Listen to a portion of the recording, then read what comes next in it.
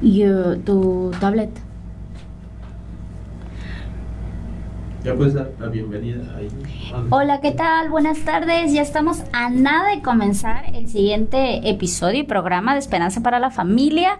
En unos minutitos vamos a comenzar. Solamente te pedimos que si ya estás conectando, si ya estás viéndonos por acá, ya nos estás escuchando, nos ayudes a compartir. Nos puedes dejar tu comentario, alguna necesidad de oración o algún comentario que quieras hacer con respecto al programa.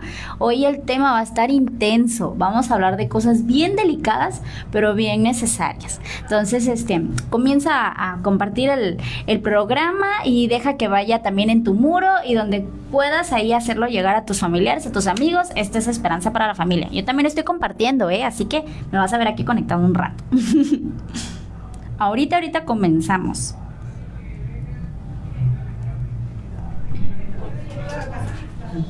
Mi hermano. Sí, no se preocupe.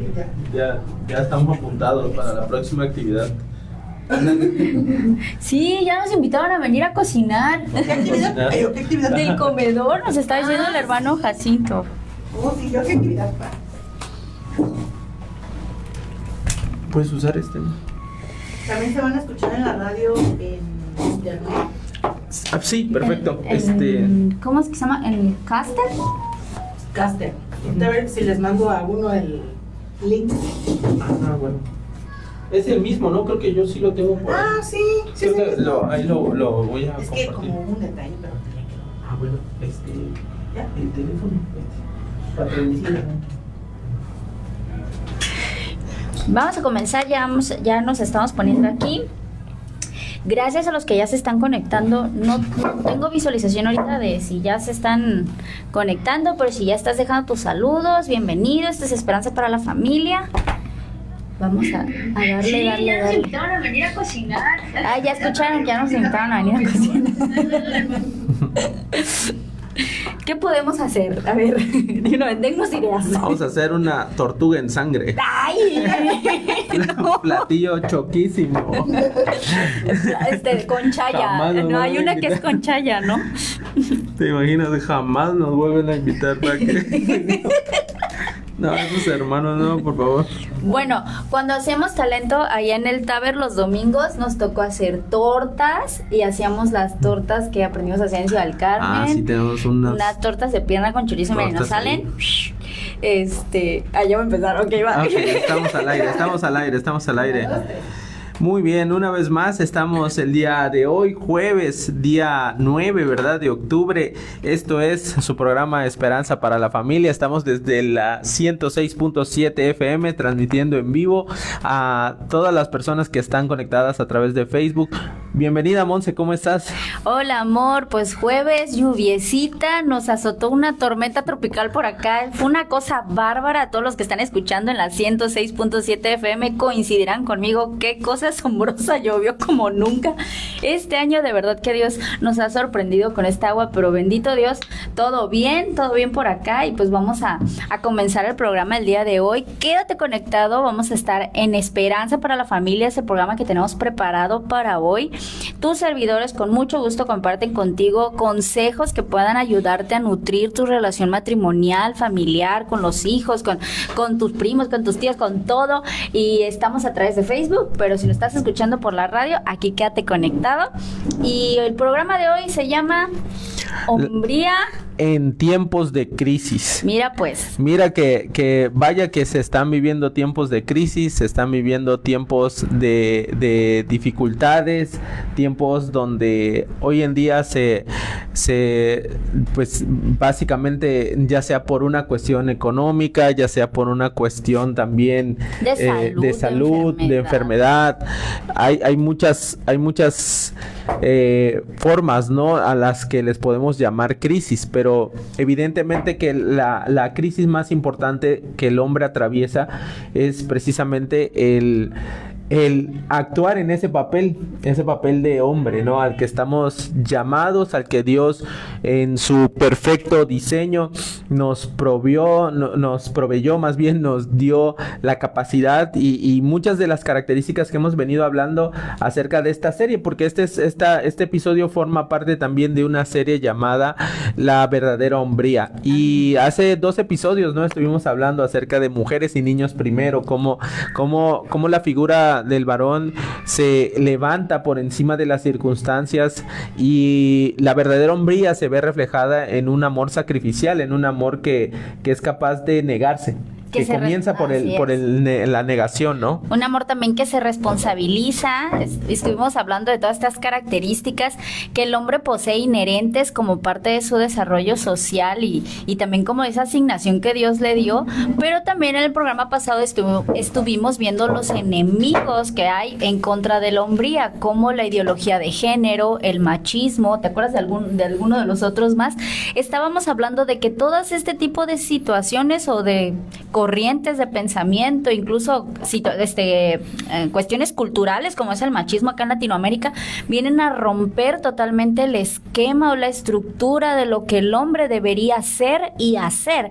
Y pues también estuvo bastante interesante. Esos programas los puedes ver en nuestra página de YouTube, Esperanza para la Familia. Ahí abajo te debe de aparecer el enlace en el en vivo. Si tú estás compartiendo en vivo, abajo está el canal de YouTube, y seguramente puede que vengas de un episodio anterior o de una de las series anteriores. Ahí en el canal de YouTube vas a poder encontrar distintas series, como la serie que ahorita estamos también llevando a cabo los sábados, que se llama Amor Redentor, o El Amor que Redime.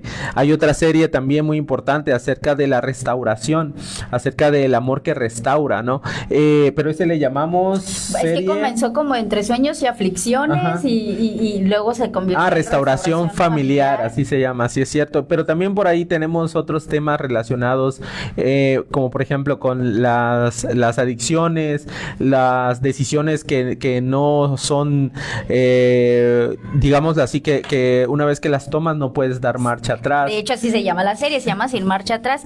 Y antes de comenzar entonces con este tema de hombría en tiempo de crisis, damos unos saludos a los que ya se van conectando. Moni de García, deliciosísimas, por cierto, así nuestras tortas, ¿verdad? Claro, que ya escucharon el preámbulo. Sí. Señora Berti, un saludo hasta Boca del Cerro, Tenosique, la punta de Tabasco, frontera sur con México. Dice que la familia Morales León y Morales Rodríguez, un gran abrazo. Claro, un abrazo, un fuerte beso y abrazo hasta Tenosique, que el río no suba más de lo que tiene que subir. Estuvo tu mami en la milpa ahí recogiendo. Sergio Castillo, bendiciones. Tamizando. Eso, y que Dios lo siga usando grandemente. Saludos, Sergio, saludos por allá también. Señora Betty, a Guillón, Dios le bendiga, saludos. Hasta Juchitán nos están escuchando, un saludo a Juchitán. Sergio Alejandro lo está viendo. ¿Sergio mi hermano o Sergio Alejandro? No le veo la foto, pero gloria a Dios a todos los que se están conectando. Vamos a comenzar entonces el programa de hoy, Hombría en tiempos de crisis. El objetivo de este programa es que hablemos de qué se espera del hombre, del padre de familia o del hombre en sí, que haga, que reaccione en un momento de crisis. Y de hecho, o sea, padre, familia, soltero, mira, como hombre, estamos hablando de un no joven, estamos hablando ya de alguien adulto, alguien que ya pasó la etapa de la adolescencia, ya ha desarrollado a plenitud tanto crecimiento, tanto todos los cambios hormonales que tenemos, y estamos hablando de un hombre hecho y derecho, ya alguien que lo único que está en una etapa en la que probablemente te encuentres asumiendo el papel de proveedor como esposo, a lo mejor te encuentres también en el papel de queriendo descubrir el mundo, ¿no? O sea, un soltero que encontró trabajo y ahorita, su vida laboral. Exacto, empieza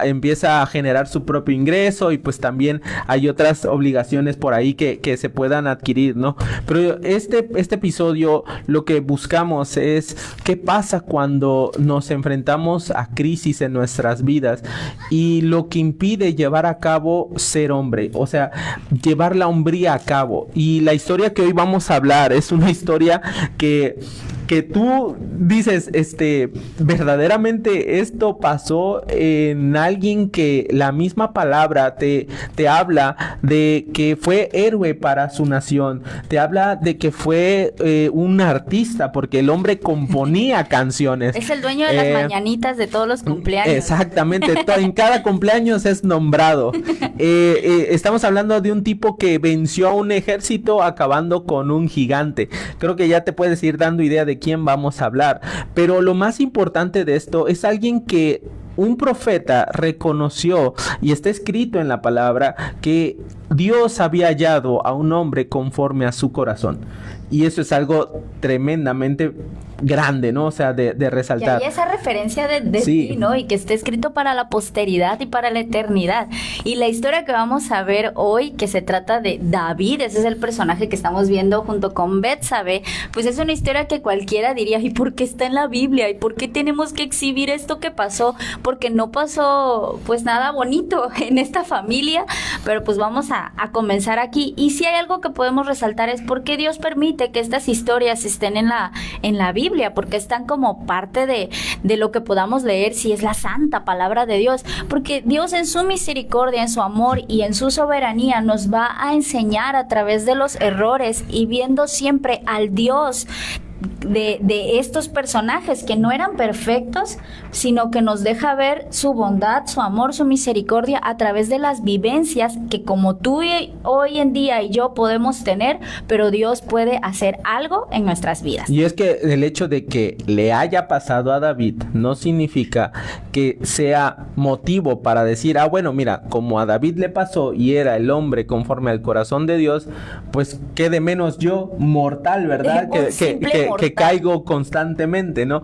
Y ese es el aspecto importante, que todos a la condición humana, como la palabra de Dios establece, es que somos llaga podrida. No, nunca vamos a alcanzar el estándar que Dios espera de, como seres humanos en una naturaleza caída, poder considerarnos buenos.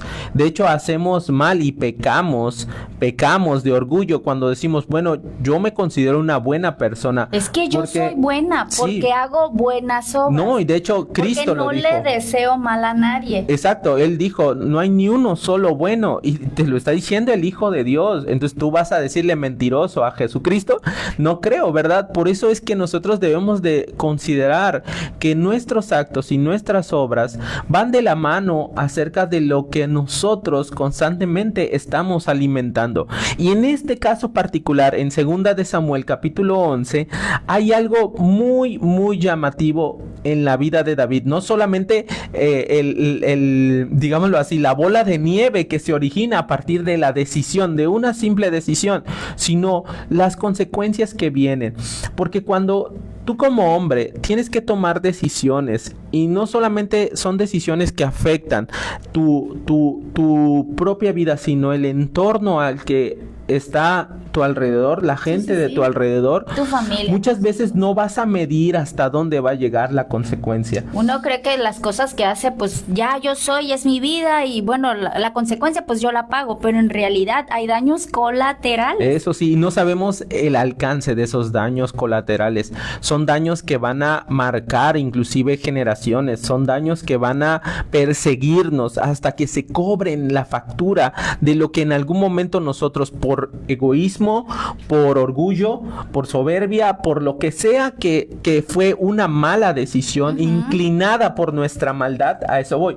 O sea, por causa de que somos malos, vamos a cometer errores y vamos a tomar decisiones donde, si no nos damos cuenta de lo que es la maldad, de lo que hay de mal en mí, entonces yo estaré encaminándome a un propósito que probablemente no es algo que Dios haya querido, no es algo que Dios haya establecido, pero dentro de esa mala decisión aún puedes observar la mano de Dios, el propósito de Dios, y cómo también nos enseña y nos da una lección de que por encima de nuestras faltas, por encima de nuestros errores, por encima de nuestra mala intención, la gracia el favor no merecido, la misericordia se antepone para mostrarse y al final el que se lleve la gloria sea él, ¿no? La historia se basa en 2 de Samuel capítulo 11.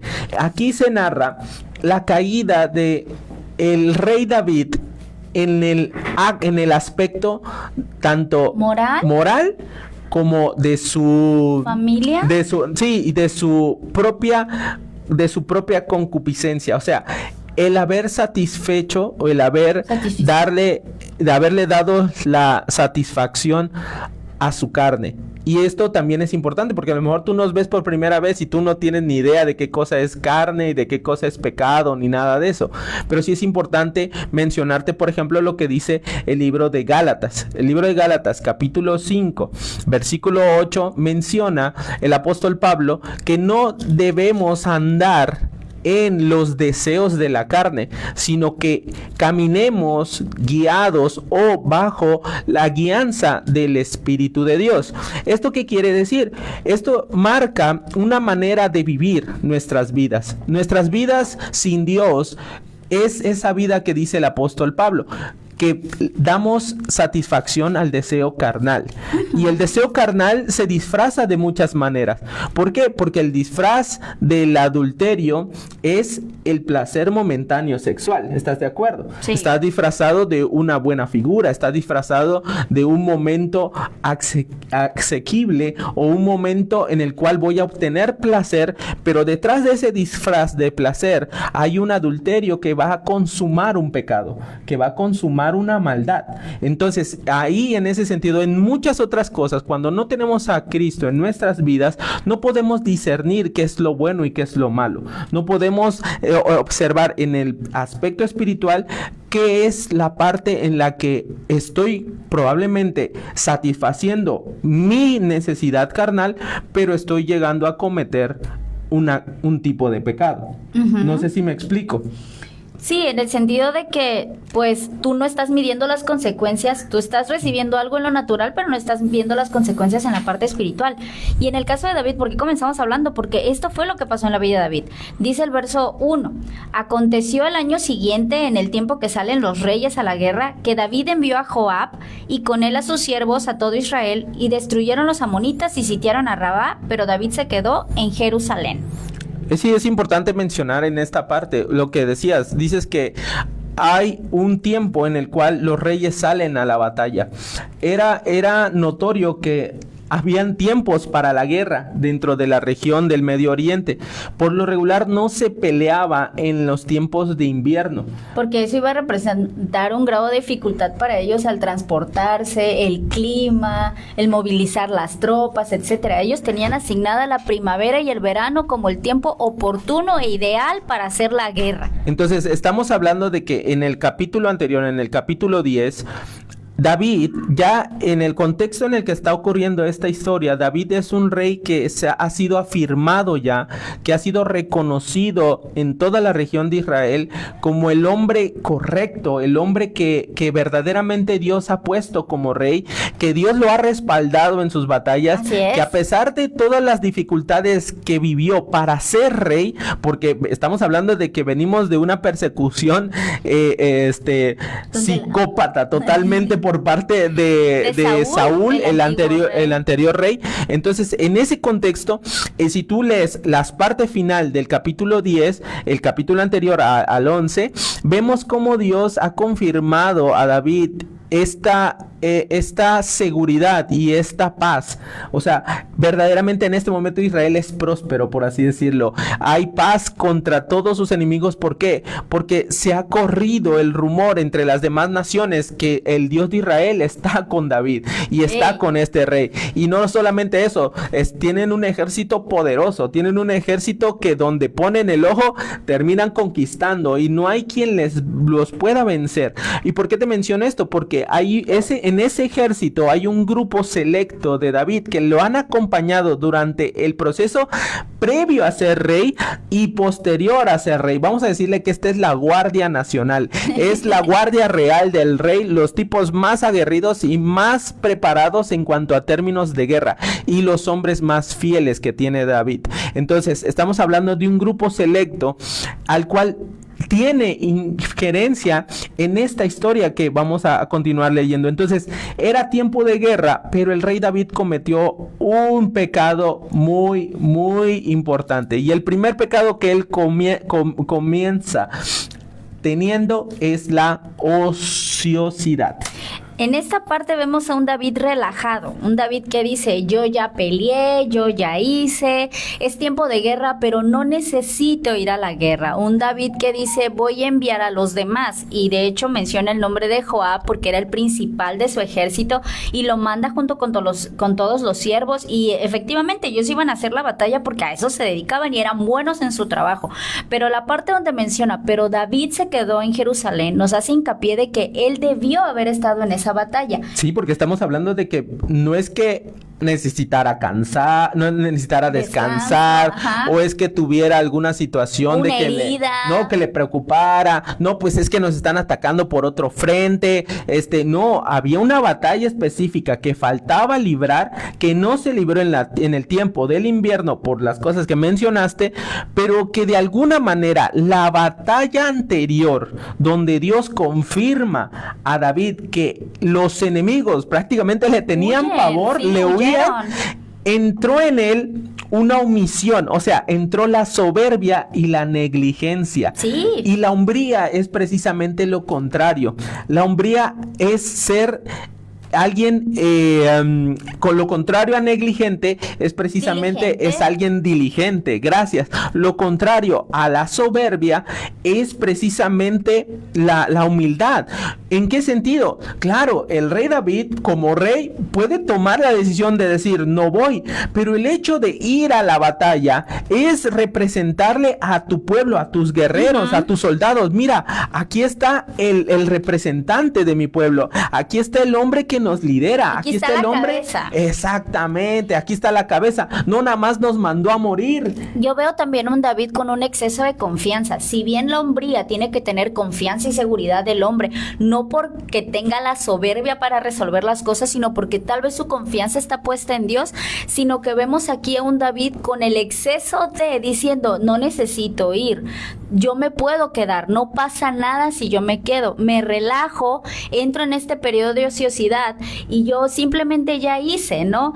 Miren, el hombre de hoy puede cometer esta falta también. Si bien no todos los hombres están llamados a la guerra como tal, y Dios nos libre, ¿verdad?, de que México tenga que entrar en los asuntos bélicos como los demás países que son mencionados también, pero el hombre de hoy que tiene un temperamento flemático, un temperamento relajado, no pasa nada, se puede estar cayendo la casa y el techo encima, pero mientras yo no vea peligro en mi persona, no pasa absolutamente nada. Es un hombre que está inmutado, es un hombre que no va a mover más allá, no sabe lo que tradicionalmente conocemos como dar esa milla extra, o este tipo de hombre con este exceso de confianza que puede que sea parte de su temperamento o parte de la negligencia que nos estabas hablando hace un momento. Y de alguna manera puede que no sea una crisis, porque evidentemente el otro ejército donde se encuentra batallando, no es que estén perdiendo la guerra,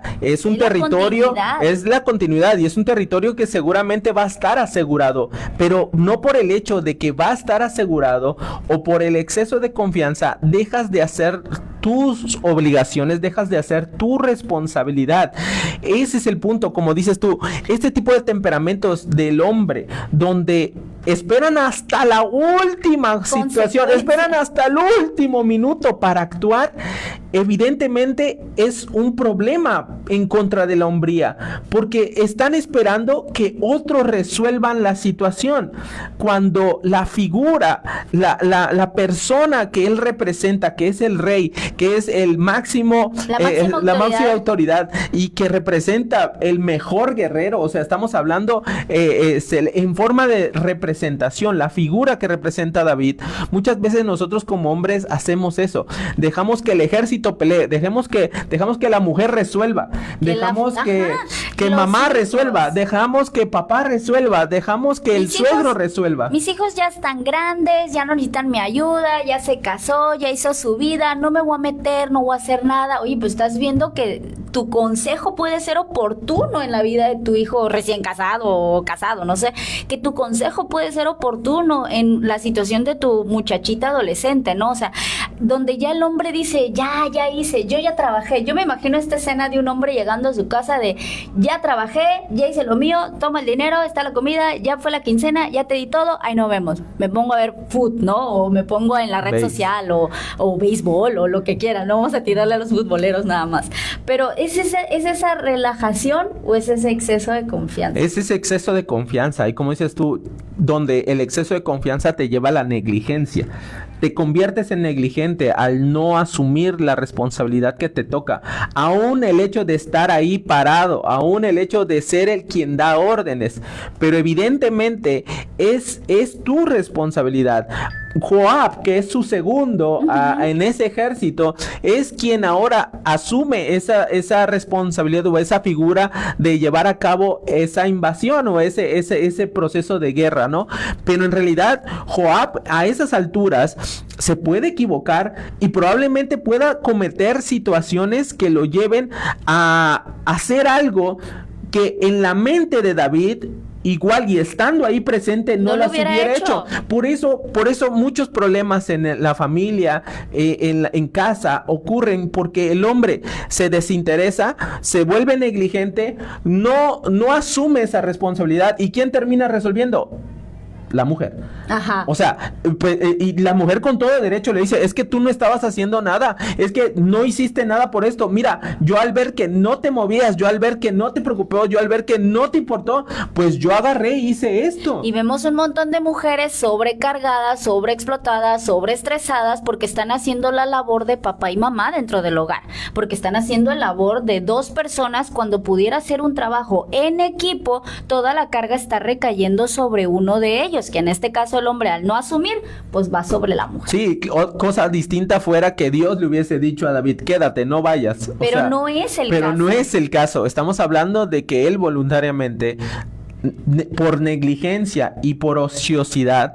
La ociosidad es la madre de todos los vicios. Aquí lo tengo anotado. Exactamente. También. La ociosidad es la madre de todos los vicios. Ahorita que mencionaste eso, justamente la palabra dice, ese era el tiempo en que todos los reyes, o sea, era una costumbre a nivel mundial en ese momento, ¿no? Era la costumbre de que los reyes fueran a la guerra.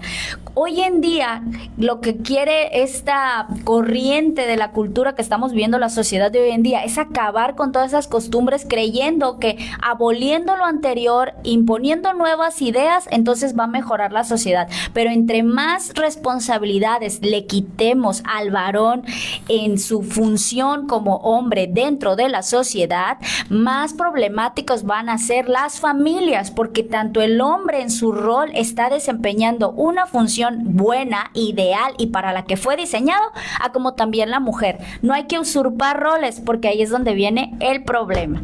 Vamos entonces. Ahora, seguimos, ¿no? Okay. Porque aquí ya vimos que David anda de ocioso. Nos quedan 27 versículos y nomás vamos en el 1. Anda de ocioso y una cosa lleva a la otra. ¿Qué pasa con David? En el versículo 2, ¿no? Y sucedió un día que al caer la tarde, se levanta David de su lecho y se paseaba sobre el terrado de su casa real y vio desde el terrado a una mujer que se estaba bañando, la cual era muy hermosa. Y le sigue. Ok, momento equivocado, hora equivocada, en el lugar equivocado. Envió David a preguntar por aquella mujer y le dijeron, aquella es Betsabé, hija de Eliam, mujer de Urías Eteo. Ok, aquí hay algo muy importante. Hay mil cosas. Muchas cosas. Dijimos, ¿no? La ociosidad es la madre de todos los vicios. Aquí tenemos a un hombre que por la tarde parece ser que ya no tiene nada que hacer. No está estresado como para decir, voy a ir a tomar aire, necesito aire porque me agobia esta vida de rey. El hombre sale alterrado de su palacio real. Y entiéndase, ¿no? Que el castillo, la parte más alta de la zona de Jerusalén estaba ocupada por la casa de David. Entonces, él podía ver hacia los techos de aterrados de las distintas casas.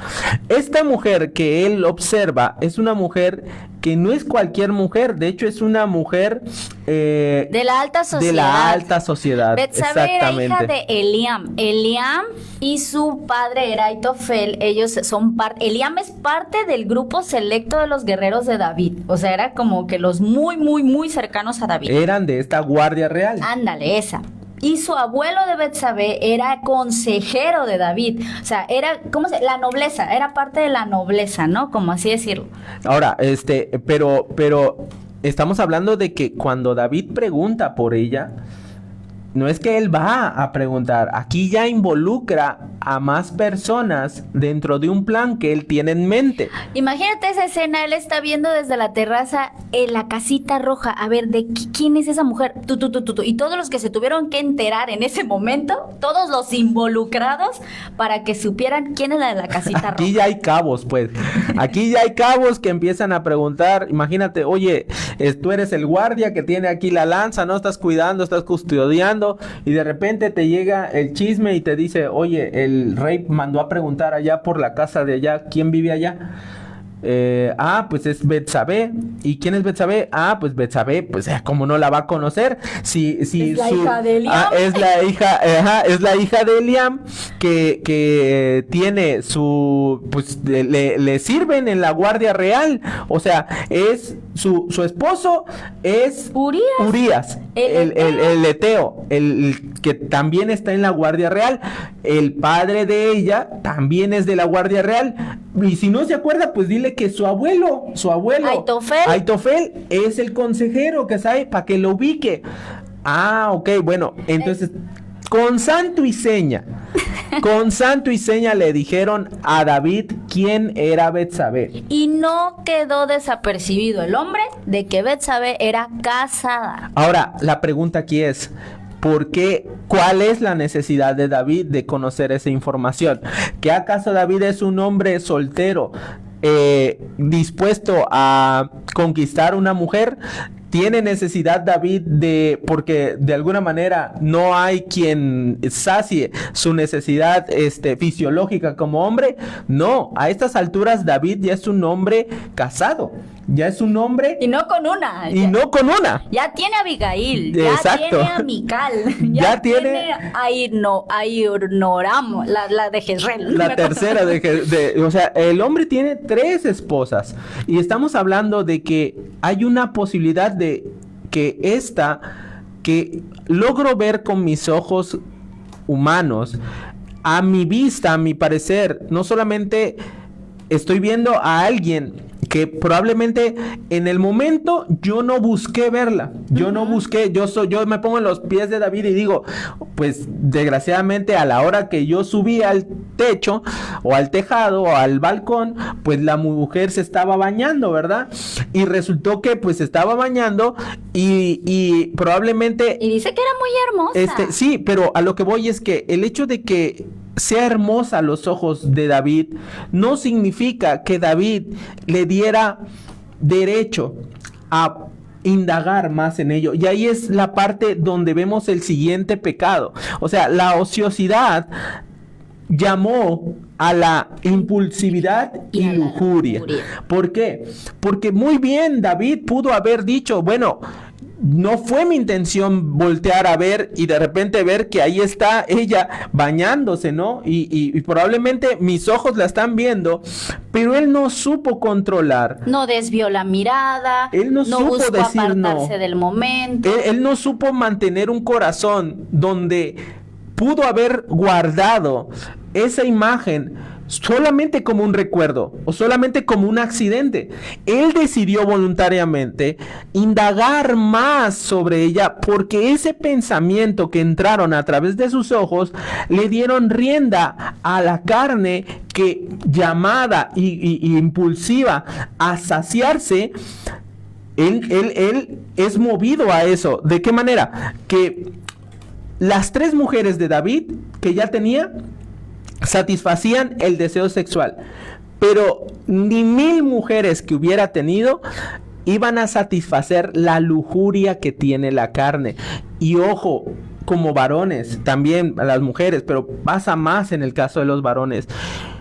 No con satisfacer nuestra necesidad sexual vamos a acabar con la lujuria que hay dentro de nosotros, el corazón, como corazón de maldad. Si nosotros le damos rienda a los pensamientos, a las imágenes que vemos, a través de la pornografía, a través de voltear a ver a otra mujer y codiciarla. Ajá, exactamente. Donde Jesús dijo que se consuma ya, el adulterio no es en lo físico, el adulterio ya comienza desde el corazón, al codiciar a la mujer de tu hermano, de tu prójimo. Aquí David pudo haber hecho la diferencia, pudo haber quedado como simple y sencillamente un accidente, pero el hecho de tener 3 mujeres no iba a borrar o iba a impedir que la lujuria dominara el deseo de saber más, el deseo de conocer más. Así que no era tanto la belleza de Betsabé o el momento inoportuno, sino el simple hecho que el corazón de David, por muy adorador, etcétera, que él fuera, como todo ser humano, tiene un corazón con la tendencia a pecar. Y su corazón en ese momento impulsivo, su corazón deseoso y cargado por esta lujuria, deseó a una mujer que estaba casada, él también siendo casado, y la manda a llamar. No tan solo pregunta por ella, averigua qué es de ella, sino que pide que se la traigan, porque no le bastó, porque esa lujuria interna no iba a ser saciada. Es como las personas que empiezan con pequeñas imágenes eróticas o en las redes sociales y empieza a darle likes y el algoritmo empieza a mandar y a mandar muchísima más información referente a ese tema. Cuando la bola de nieve va creciendo, como no logra satisfacer, porque es como es insaciable. Eso, es insaciable. Es un vacío. Un hoyo negro. Exacto. Que constantemente va a querer estar succionando toda esta gratificación sexual, que fue lo que pasó con David, porque mujeres tenía.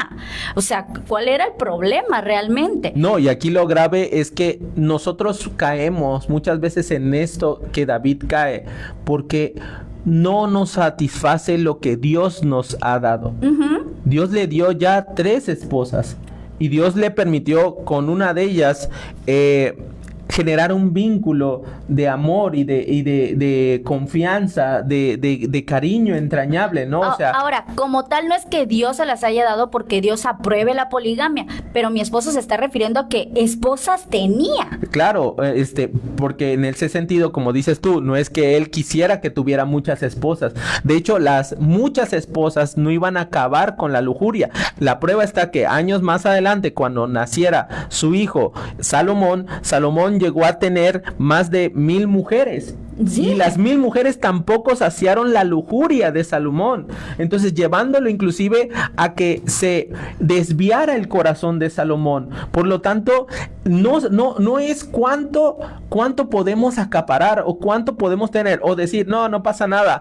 Puedo ver una imagen, puedo ver un video, puedo ver y llega el punto en el que lo normalizamos tanto que no nos estamos dando cuenta, que nos vuelve insensible en la relación de pareja, uh-huh, que nos vuelve como una vía de escape para en momentos donde podemos estar a lo mejor a solas, ahí encontrar un refugio. Y es precisamente la lujuria que alimenta una adicción a la pornografía, una adicción a los alimentos, una adicción al azúcar, a cualquier otra cosa, porque llega a ser un punto en el que la lujuria se vuelve insaciable. En este caso, para David, analizando lo que pudo haber hecho, fue haber hecho la imagen un simple recuerdo, haber volteado lo que ya tenía y haber considerado que eso le bastaba. Mira qué tan importante es el tema acerca de la inmoralidad, que de los consejos bíblicos que tú puedes encontrar, te dice, huye de esto, huye de las fornicaciones, huye de las inmoralidades, porque no nos podemos hacer el fuerte con ellas, como no, yo sí puedo y lo voy a dominar, sino que debemos de tener esta sabiduría, como dice la palabra, ¿no? El sabio ve el peligro y se aparta. Pero de hecho, el apóstol Pablo hace énfasis en función a eso en sus cartas, porque dice, huyan del pecado sexual. O sea, ya le da una etiqueta. No nada más, o sea, hay pecados que se lidian a lo mejor de manera interna, negándose, muriendo, pero el pecado sexual, cuando Pablo lo menciona, dice, huyan de él. Es más, no le resistan, no le hagan frente. Es mejor apartarse, quitarse de ahí, es mejor separarse. Es como dijo el Señor Jesús, si tu ojo te es ocasión de caer, mejor quítatelo. O sea, el extremo en el que el Señor Jesús está mandando a que nosotros impidamos que cualquier clase de pecado que venga a través de la lujuria, que venga a través del deseo sexual, a través de buscar esa parte de satisfacer toda el área sexual, es muy peligroso, es muy fuerte, y aún el hombre con el corazón más inclinado a Dios, aún el hombre con la capacidad de componerle letras a Dios, y aún un hombre que es capaz de escuchar la voz de Dios, sucumbe ante la tentación, ¿no? Entonces, ¿qué es la solución que nos da Dios contra los pecados sexuales? ¿O qué es lo que viene sí a romper esta impulsividad y esta lujuria del corazón? Me decías tú de Gálatas, me dabas el texto en la tarde. O sea, la palabra de Dios enseña que la ley del pecado solamente puede ser vencida a través de la ley del Espíritu. Pero un hombre que no se está levantando espiritualmente, que no tiene una relación con Dios, que no se hace fuerte en el Señor, que no rinde su corazón a Dios y que no cree siquiera en la obra de la cruz, que vence y rompe todo pecado de lujuria, de concupiscencia, todo pecado de lascivia, de impulsivismo y de todo lo que hemos estado mencionando, pues evidentemente no va a obtener victoria y va a estar esclavo al mal hábito, esclavo a la mala costumbre, a las malas amistades, a los vicios, a la pornografía y a todo aquello, incluso al adulterio. ¿Cuántos hombres de familia, amor, han dicho, es que cómo pude haber hecho esto? ¿Por qué le hice esto a mi esposa? Si yo la amo, yo la quiero, pero terminó acostándose con la compañera de trabajo, con la amiga, con la vecina, con quien haya sido, y le duele a ese hombre quizás haber fallado a su familia, pero vuelta al paso del tiempo, como no supo vencer esa tentación y como no obtuvo de parte del Señor la victoria de la ley del Espíritu que me decías, pues vuelve a recaer. Le dolió, se remordió, pero es esclavo de ese pecado y no vive la verdadera hombría que se hace responsable de su propio ser, teniendo dominio propio, sino que sucumbe todo el tiempo ante una imagen, ante un mensaje, ante una insinuación, cayendo en adulterio. Es que el adulterio aquí ya comenzó en la vida de David, en el momento en el que él quiere saber más de ella, quiere ver qué opciones hay para con ella, ya hay un adulterio consumado en el corazón de David. Aunque no la haya llamado todavía. Y el problema también es que nosotros podemos estar jugando con la tentación en lugar de huir, en lugar de hacer lo que tenía que hacer. O sea, en ese momento David pudo haber escuchado quizá esa voz interna que Dios le pudo haber dicho, que Dios le pudo haber estorbado. Vuelve a la batalla, te llamé a la batalla, te llamé a hacerle guerra a las naciones paganas, te llamé a establecer la paz en Israel.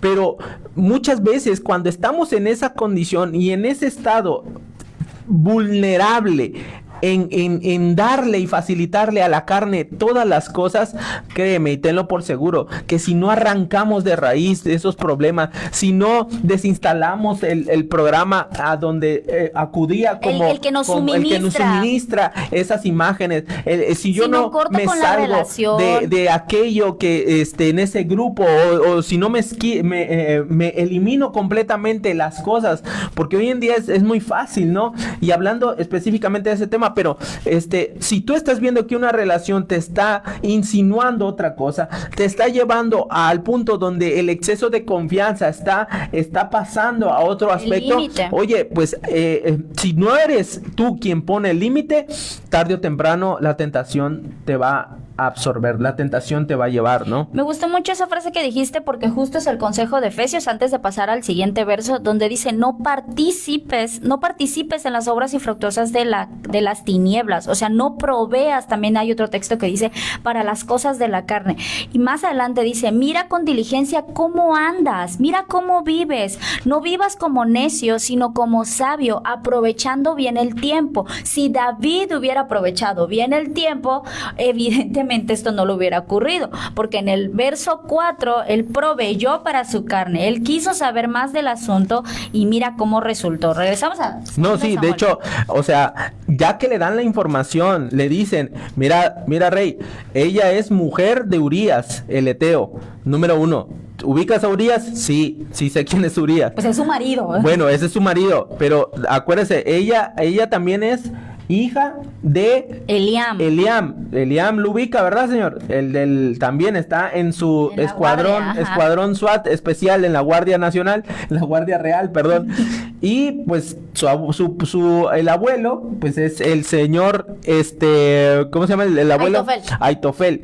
Entonces, aquí ya David ya no es inocente. Aquí David tiene perfectamente identificado quién es esta mujer y a quiénes les va a hacer daño. Ojo con esto, porque no solamente aquí hay alguien que se va a hacer daño a sí mismo, que es David. Se va a hacer daño también a Betsabé, porque la palabra muestra o nos enseña que cuando él, en el versículo 5, ¿verdad? Dice, en el 4, ¿no? Envió David mensajeros, la tomó y vino a él, y él durmió con ella. Luego ella se purificó de su inmundicia y se volvió a su casa. Los estudiosos dicen y marcan que no encuentran ningún sesgo de haber forzado a Betsabé, que la haya violentado, que la haya manipulado, que la haya inducido, o que condicionado, haya puesto algún tipo de resistencia. Exactamente. Tampoco, o sea, es muy claro y como que cada suceso se fue dando. La llamó, la tomó, vino a él, durmió con ella y luego ella se purifica de su inmundicia y se vuelve a su casa. Y es aquí donde te digo que muchas veces porque no cortamos el suministro de donde nos está tentando, tarde o temprano vamos a caer. David pudo haber parado la fiesta, pudo haber dicho, ok, ya sé quién es, ya sé que es casada, ya sé a quiénes voy a dañar, ya sé a quiénes voy a afectar, pero el hecho de mandarla a llamar otro cabo, o sea, ya no nada más es, ya te dije quién es, ahora quiere que la traiga, rey, bueno, ¿para qué quiere que la traiga? Yo nada más obedezco, ¿verdad? El rey la quiere. Pero ya te imaginas el cuchicheo. Sí, o sea, imagínate todo lo que está aconteciendo en ese momento en el Palacio Real. Y esto es algo importante porque hay 3 figuras que se van a ver dañadas, aparte de la de David y Betsabé. Estamos hablando de que está cometiendo un acto que probablemente si Betsabé hubiese estado soltera, tenlo por seguro que esto no hubiese sido tan problemático. David la hace concubina y luego la hace esposa y consuma el acto y todo dentro de la ley. Pero aquí hay 3 personas que es Uriel, que es Urías, que es el papá, que es también Eliam y Aitofel, pero también está siendo agravante para con las otras 3 mujeres. ¿Qué va a pensar Mical? Porque se está metiendo con una mujer que no es su esposa, peor aún, que es esposa de otro. Entonces, ¿hasta qué punto puede llegar la tentación que nos hace pasar por alto toda la afectación que estamos teniendo en ese momento? Todos los corazones que están siendo dañados. Hombre que nos estás escuchando, si tú crees que esa relación extramarital que estás teniendo, porque nadie lo sabe y que nadie se ha enterado y ha sido tan sigiloso y tan astuto para llevarlo a cabo y que nadie entonces va a sospechar nada, entonces no le hará daño a nadie, quiero derribarte esa mentirota sí hace daño, y los primeros dañados, aparte de tu persona y la persona con la que lo estás haciendo, también es tu familia. Tus hijos están siendo dañados porque la imagen que estás dejando en ellos es de un hombre que no es capaz de vencer una tentación. Un poco hombre, como bien dicen las mujeres. Eso es ser poco hombre. Estamos hablando de que su marido no está. Esto no lo hubiese hecho si su marido estaba ahí. Está chambeando el hombre. El hombre está peleando por ti. El hombre está derramando su sangre por ti. El hombre está haciendo y hizo un juramento a ti. Te protegió, estuvo contigo en las buenas y en las malas. Te ha sido fiel. Te ha demostrado que cree en tu liderazgo, que cree en la capacidad luchas que tienes, que valida lo que Dios ha hecho en ti. Es más, te tiene a ti como un hombre de Dios. Y resulta que le estás trasquilando a la oveja. No puede ser, pero eso es lo más triste, que como bien dices, piensas que no hay cabos sueltos. Déjame decirte que siempre hay cabos sueltos. Siempre la verdad sale a la luz. Y por más dolorosa que sea, Dios permite que la luz salga. Dios permite que la verdad salga más bien a la luz, porque esa verdad trae sanidad, traerá liberación, y traerá responsabilidad. Y eso es lo que David ahora no lo está viendo, ¿verdad? ¿Por qué? Porque ya está enajenado el hombre. Ya no, y está total. Yo digo, Betsabé, me imagino que ha de ser una mujer espectacular, pero el problema es la concupiscencia del corazón de David, porque como decías hace rato, no es tanto, o sea, incluso son cosas bien chistosas luego en las redes cuando las mujeres se exhiben, y por esta me dejó, ¿no? Y encuentran a la fulana segunda, o qué sé yo. Y estaba peor, dicen. Sí, ¿no? O sea, los comentarios que suelen hacer, ¿no? O sea, y bueno, ¿qué fue lo que vio en ella? ¿Qué fue lo que me faltó? Y muchos otros comentarios que pueden salir en redes sociales o qué sé yo, en vivencias así, ¿no? Pero entonces no se trata de con quién está cometiendo el adulterio, sino la cantidad en su corazón que hay de esa maldad y el deseo de satisfacer su deseo primeramente. Cuando entonces pasa esto y ella se purifica de su inmundicia y se vuelve a su casa, en el verso 5 dice que concibió la mujer. Híjoles, concibe la mujer y entonces se lo hace saber a David, envía a otro mensajero con el recadote y le dice, estoy otro cabo. Y ahí va otro cabo. O sea, imagínate ya cuánta gente sabe todo esto que está ocurriendo. Y claro, por causa de la lealtad se van a quedar callados, pero aquí la palabra de Dios quiere hacer énfasis en detalles que son puntuales.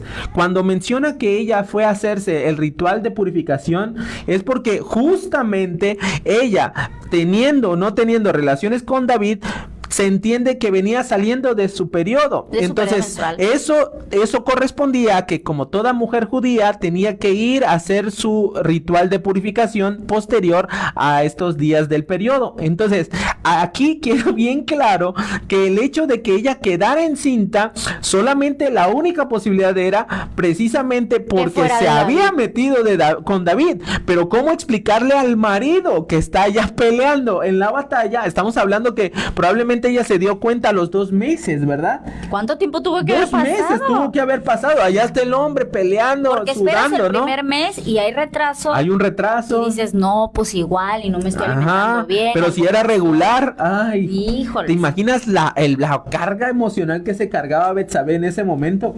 ¿Cómo se sentía? No solamente culpable después del acto, o probablemente no sé si se sentía culpable, no muestra rastros aquí de culpabilidad. No sabemos. Pero cuando le muestra la verdad y le dice, David, estoy encinta, aquí viene una consecuencia mayor que nadie quiere asumir, porque Levíticos capítulo 20 versículo 10 dice, si un hombre cometiere adulterio con la mujer de su prójimo, el adúltero y la adúltera indefectiblemente sean muertos. Y aquí indefectiblemente quiere decir, aunque se llame rey David, aunque se llame rey Juanito, aunque se llame el ingeniero tal, aunque se llame el gobernador tal, aunque sea quien sea, indefectiblemente muera. Y aquí ya hay un problema, porque estamos hablando que la evidencia de este adulterio es alguien que se está formando en este vientre de Betsabé.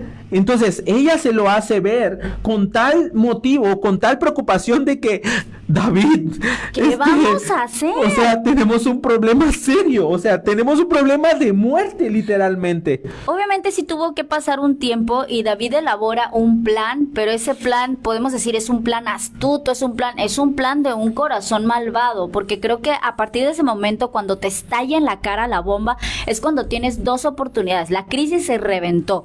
O asumes responsabilidad por lo que has hecho mal, o número dos, pues buscas un plan para tapar. Y es como abrir otro hueco para tapar el primer hueco que ya hiciste. Así es. Y eso fue lo que hizo David. David manda a llamar a Joab, que era su comandante jefe, y le dice, tráeme a Urías Eteo.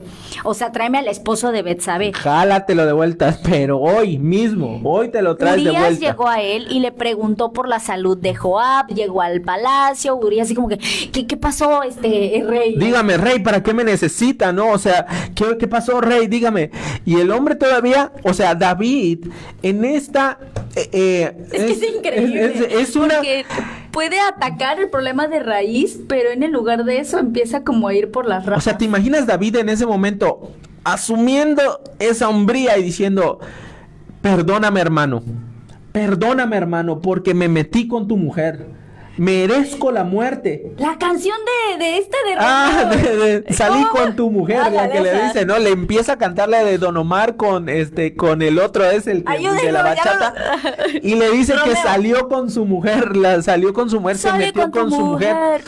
Pero qué difícil es ¿no? enfrentar la verdad, porque la reputación está de por medio, porque la sentencia está atrás, dibujada literalmente encima con una guillotina diciéndote, mereces muerte.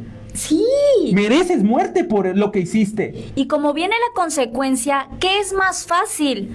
Pues nos sale lo cobarde. Siendo honestos, cuando estamos en medio de una situación difícil, nuestra naturaleza caída, su reacción va a ser sálvate patitas, quien pueda. Exacto, o patitas, ¿pa' qué te quiero? Porque esa es nuestra reacción natural. Cuando está siendo formado Cristo en nosotros y estamos siendo transformados en nuestro corazón, nuestra primera reacción debe ser, ups, sí, lo siento. Lo reconozco, ok, pero no fue así. Vamos a meternos en qué fue lo que hizo entonces. David lo trae a su palacio y le empieza a preguntar por la salud de Joab. ¿Qué le importa la salud mira de las preguntas Joab? que le hace David a Urías. Le dice, ¿cómo está el pueblo allá? ¿Qué tal la batalla? Ya me imagino como con tono de Mickey. Así, Mickey de Luis Miguel, pues. ¿Qué pues, Joab? ¿Cómo ves? ¿Cómo va todo allá, Dime, siéntate, te ofrezco un vinito aquí. Porque el hombre conforme al corazón de Dios en este momento es el hombre caído que no es que queramos hacer mella de lo que pasó.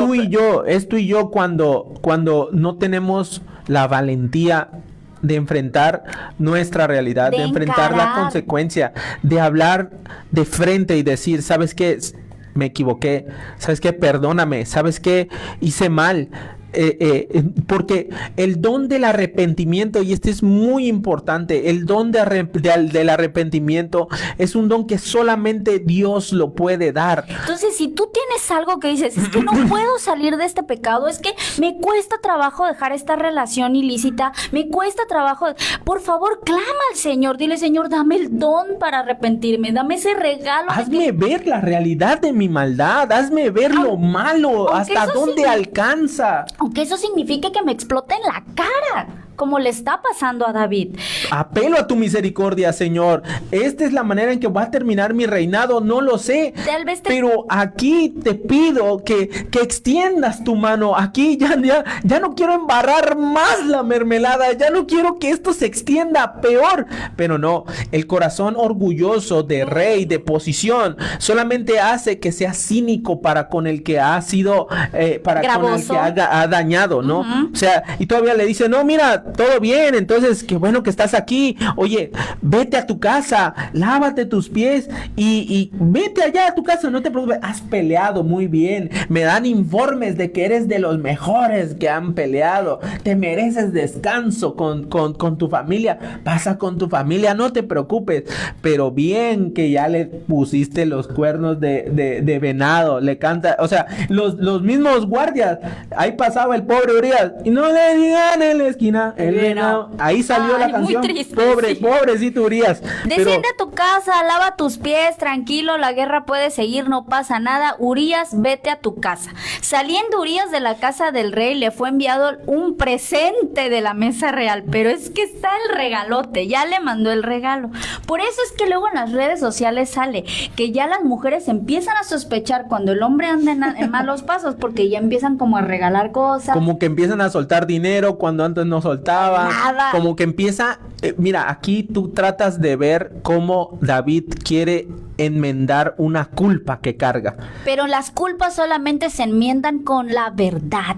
Y se enmiendan a través del proceso de sanidad. O sea, yo De puedo restituir. regalarte un pedazo del palacio, pero aún no te he vindicado, aún no te he restituido la moral que dañé. Así Dañé es. a tu familia, dañé a tu mujer. Te metí en una situación complicada porque ahora no solamente vas a dejar de verme a mí como tu rey, o sea, vas a verme a mí ahora como tu enemigo, pero también a tu esposa, porque él va a querer explicaciones. Él va a querer, ¿en qué momento pasó? ¿Pero por qué? Si yo estaba allá, ¿pero qué te dijo? ¿Cómo ¿Qué fue? te ha faltado en la casa? O sea, oye, si pero no si estoy. yo he sido fiel contigo, ¿por qué me haces eso? ¿Y quién es el susodicho? Dime su nombre, que le diga el rey David. No, o sea, ¿en qué momento se pierde alguien en esa situación? Porque estamos ante un punto en el que Urias demuestra lo que verdaderamente es ser fiel, lo que verdaderamente es ser leal. Sí, porque da la casualidad que Urias no se va a su casa, con todo y el regalote, con todo y que el mismo rey es el que lo está mandando a dormir a su casa. Urias se queda dormido a la puerta del palacio de la casa del rey junto con todos los siervos y no desciende a su casa. Y le avisaron a David diciendo, Urias no se fue a su casa. Y David le dice a Urias, ¿no has venido de camino? ¿Por qué pues no te fuiste a tu casa? Y Urias le responde, mire mi señor, el arca e Israel, todo Judá están bajo tiendas y mi señor Joab y los siervos del Señor están en el campo. ¿Cómo pues yo voy a entrar a mi casa para comer y beber y dormir con mi mujer? Por vida tuya y por la vida de mi Señor, dice, por la vida de Dios, no, por la vida de tu Por alma, la vida de tu alma. yo no haré tal cosa. Yo no haré tal cosa. Urias. Este hombre es un hombre que representa la hombría. Esto es la hombría, el respetar pacto, el respetar el trato. Compromiso. Urias, ¿sabes qué? Urias no es judío de nacimiento, es eteo. O sea, esto quiere decir que él fue, digámoslo así, tomado como extranjero y Aprendió las costumbres, pasó por la circuncisión. circuncisión y se tuvo que achutar las costumbres judaicas para poder ser parte del pueblo escogido. Y ahora un extraño viene y dice y antepone antes de llegar a su derecho como esposo de ir a su mujer. Me están dando permiso, me dicen que yo regrese, que he hecho bien las cosas, voy a casa, Me dan mi regalote. me dan mi regalote, mi despensa del rey, 1, 2, 3 vinitos por ahí para que se ponga alegre Ambientado. cuando llegue, ambientado.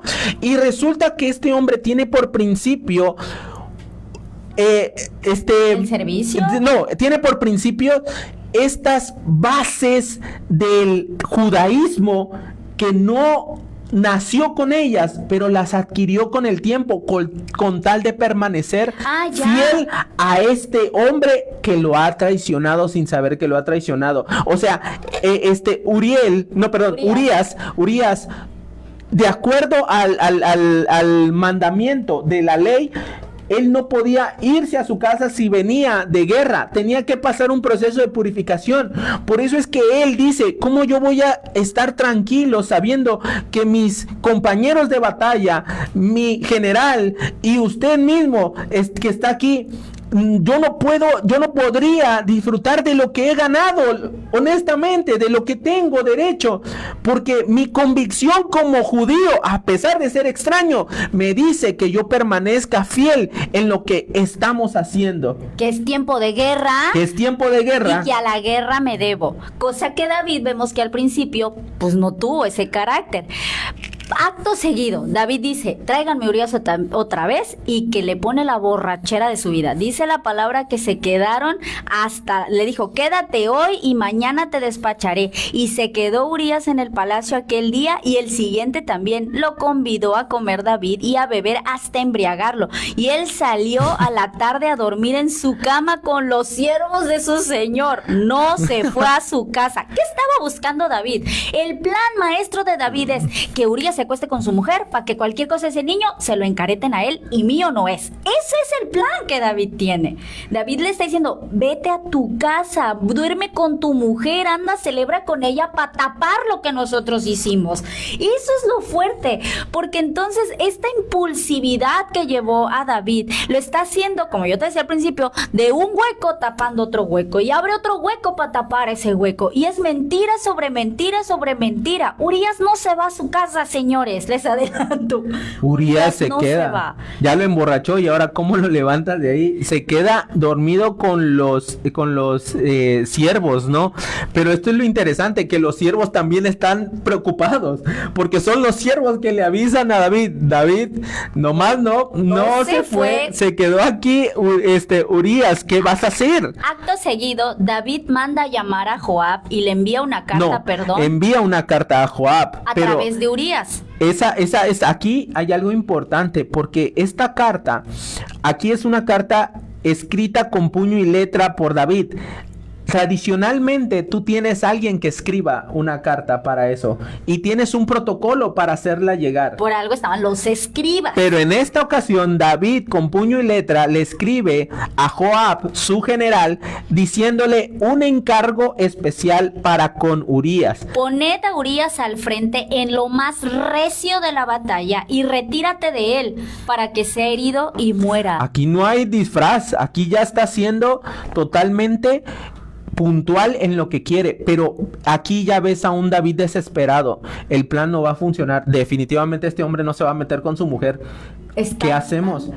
Y no lo puedo tener aquí. No, o sea, en la desesperación cometes todavía peores imprudencias, al grado de convertirse, ya no nada más era un ocioso, ya no nada más era un lujurioso, impulsivo. Ya no nada más fue mentiroso, ya no nada más fue abusivo. Estamos hablando de que se está convirtiendo en alguien que es ¿cómo se dice? Homicidio premeditado. Ajá, autor intelectual de un homicidio premeditado, exactamente, asesino de segundo grado, en Pues otras aquí también palabras. hacemos a la criminología también, ¿no? Entonces, tienes encargo, y ahora sí le dice David a Urías, te necesitamos de nuevo en la batalla, Dios te bendiga, lo persina, le dice que te vaya muy bien, aquí cuidamos a tu familia, no te preocupes. Bien cuidada, bien está. Bien cuidadita la vamos a tener. Así fue entonces que Joab sitió la ciudad y puso a Urías en el lugar donde sabía que estaban los hombres más valientes, y saliendo luego los de la ciudad pelearon contra Joab y cayeron algunos del ejército, y murió Urías el Eteo. Consumado el plan de David. Entonces, Entonces envió Joab e hizo saber a David todos los asuntos de la guerra, y mandó al mensajero diciendo: cuando le acabes de contar todo al rey, que ya le has dado todo el resumen de la batalla, santo y seña de la batalla, si el rey comienza a enojarse y te dice: ¿y por qué te acercaste demasiado a la ciudad para combatir? ¿No sabías que suelen arrojar desde el muro? ¿Quién hirió a Abimelech? Están hablando acerca de la guerra. Cuando veas que se enoje, entonces tú le vas a decir: también tu siervo Urías Eteo murió.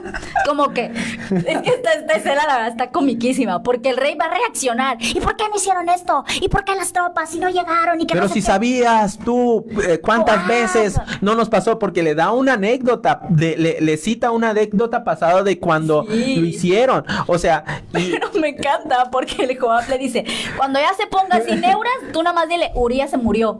Y con eso saldamos el asunto, con eso queda todo tapado, con eso queda todo el cohecho armado y toda la transgresión queda oculta en una total manipulación a través del control y del poder que tenía como rey. El mensaje llega tal cual y así tal cual se lo dicen, y murió también tu siervo Urías el Eteo, y David le dijo, ok, así le vas a decir a Joab, no tengas pesar por esto, porque la espada consume a uno o a otro, refuerza tu ataque contra la ciudad hasta que te rindas y tú aliéntate. Aliéntate. Entonces, en ese sentido, tenemos el final de este capítulo, donde oyendo a la mujer de Urías que su marido, Urías, era muerto, hace duelo por su marido. Pasado el luto, envió David y la trajo a su casa, y ella fue su mujer, y le dio a luz un hijo. Mas esto que David había hecho fue desagradable ante los ojos de Jehová. Olvídate lo que los mensajeros hayan dicho, olvídate lo que el cuchicheo y se hizo, olvídate lo que se pueda exponer en redes sociales, olvídate la vergüenza que puedas pasar si que alguien comete adulterio, o si te enteras que tu esposo o si te enteras que tu esposa adulteró contra ti. Olvídate todo eso. Es que el acto en sí es desagradable ante los ojos de Dios, y creo que esto es lo principal en lo que debemos poner nuestra mirada. O sea, es lo donde tenemos que poner como que el dedo en el renglón. No se trata de lo que la sociedad diga, porque muchos pueden justificarse, es que lo hice porque, y le dan 1001 razones, pero todos esos actos que van en contra de la verdadera hombría son desagradables ante Dios. Tú puedes leer el Salmo 32 del 1 al 5, donde el estado del corazón de David en este periodo de tiempo, a partir de este momento en adelante, es el reflejo de cómo se encuentra mentalmente, emocionalmente, y lo que va a traer como consecuencia. David era el rey escogido por Dios. David era el hombre escogido porque se parecía a un corazón conforme al de Dios. Pero ningún rey ha sido mayor ni ha sido perfecto más que el único Rey de reyes y Señor de señores. Y aquí es donde te quiero hacer esta comparación. David fue alguien que estableció el reinado de Israel. Fue alguien que peleó las batallas y consiguió las victorias en nombre de Dios, pero también fue un hombre que sucumbido por la tentación, cayó hasta el grado de convertirse en cómplice de un asesinato. Él tomó por mujer a alguien que no le correspondía.